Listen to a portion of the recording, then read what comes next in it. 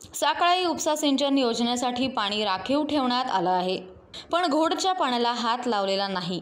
या योजनेचा 495 कोटींचा प्रस्ताव राज्यस्तरीय तांत्रिक समितीकडे पाठवण्यात आला असून महिन्याभरात मान्यता मिळण्याची शक्यता आहे।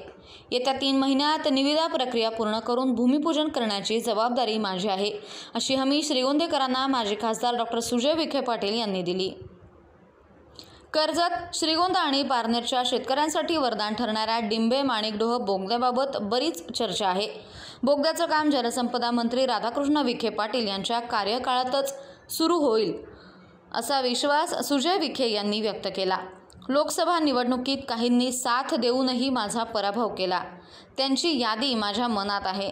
आगामी निवडणुकांमध्ये त्यांच्याशी हिशोब चुकता करेन, असा इशारा विखे पाटील यांनी दिला। श्रीगोंदे तालुक्यातील कोरेगाव येथील एका कार्यक्रमात ते बोलत होते।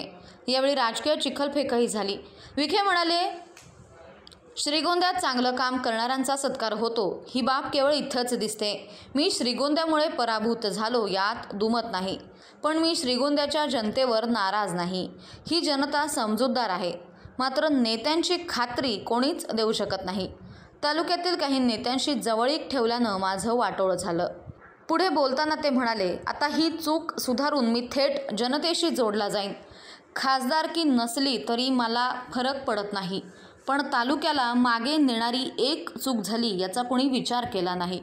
या कार्यक्रमात बाळासाहेब मोहारे आणि दादासाहेब साबळे यांनी स्वागत केलं। माजी सभापती बाळासाहेब गिरमरकर, दिनकर पंदरकर, रमेश गिरमकर, सिद्धेश्वर देशमुख, शहाजी हिरवे, पुरुषोत्तम लगड, रामदास झेंडे आदी उपस्थित होते।